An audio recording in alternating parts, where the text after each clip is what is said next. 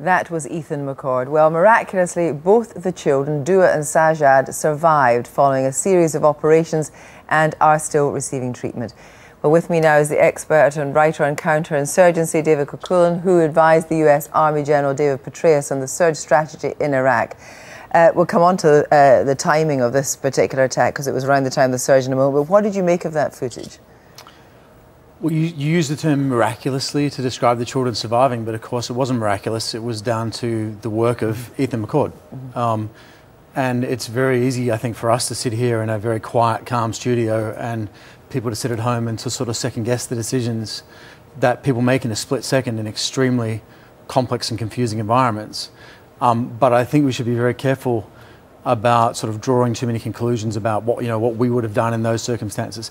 I don't think you really know until you're there. And I was in Iraq fighting at that same time, and I would probably choose not to comment on those kinds of decisions, except to say it's very complicated. It is very complicated. Now, there is an argument which says that in that van there was an RPG. Well, he said it. He said that as they turned up, they saw an RPG lying next to the bodies. So, yeah. So the father had, the suggestion is the father, whatever, had the children in the van and there was an RPG. I wouldn't like to speculate. It's a very complex environment. Although there were certain, I mean, I was there at the same time, and around the same time, the same couple of weeks, we had an incident where 2 Iraqi adults used 2 children about the same age to get through a security checkpoint, then ran away themselves from the car and detonated it with their 2 children inside. So we know that the insurgents made a fairly frequent practice of using children to get close to targets and then killing them. As you say, it was a split-second decision, but this Crazy Horse 1-8, this Apache helicopter gunship crew, I mean, they killed 2 Reuters cameramen. Mistakes were made. You do accept that? I think, as I said, it's very easy to sit here and say, oh, this was done and that was done. And in a very complex, fast-moving situation, of course mistakes get made. I don't accept that a mistake was necessarily made here. We don't know that. And it's very difficult to tell. Well, we know that 2 Reuters cameramen were killed. Yeah, who were standing there with insurgents with an RPG. So, it's kind of interesting, isn't it? At that time, when this happened, it was round about the time of the surge. And it was in 2007. It was in 2007. The impact in terms of dealing with the Iraqi people when they see children, as you say, we don't know the circumstance. What impact does that have? I think the surge overall had a dramatically positive impact on the Iraqi people, and we're talking about people getting killed. In the last quarter of 2006, every week, between 2,000 and 3,000 Iraqi civilians are being killed, the vast majority of them by the insurgents. By the middle point of the surge, we brought that down to 1 or 2 people a night. So it was about a 99.5% reduction in Iraqi civilian casualties. And a lot of Iraqis I spoke to on the street at the same time said they felt like they could breathe again.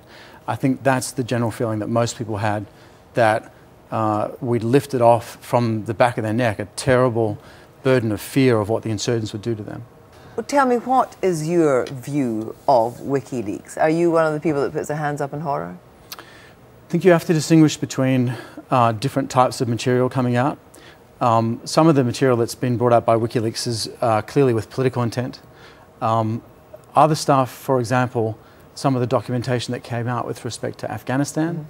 Well, like this, for example, this incident, well, is it so bad that people actually see the horror of war? Well, I think what's bad about the WikiLeaks is the Afghans in particular that are going to be killed as a result of it.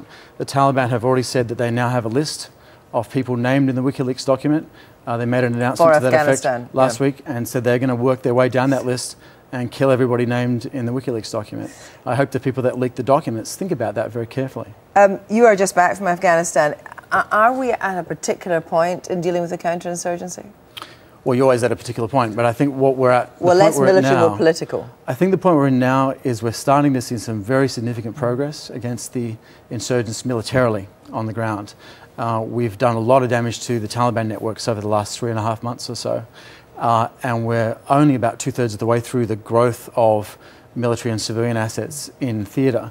So on the military side, there's a lot of cause for cautious optimism in Afghanistan. Politically? The difficulty is 2 things: the timeline, which is strikingly unrealistic, and the need for the Afghan government to step up within that timeline. I think we should be actually very glass half full about what's happening in Afghanistan right now. We are starting to turn the tide. What we need to do now is take that forward and address things like governance and corruption and also the timeline to take it forward to a successful conclusion. David Kilcullen, thank you very much indeed. You.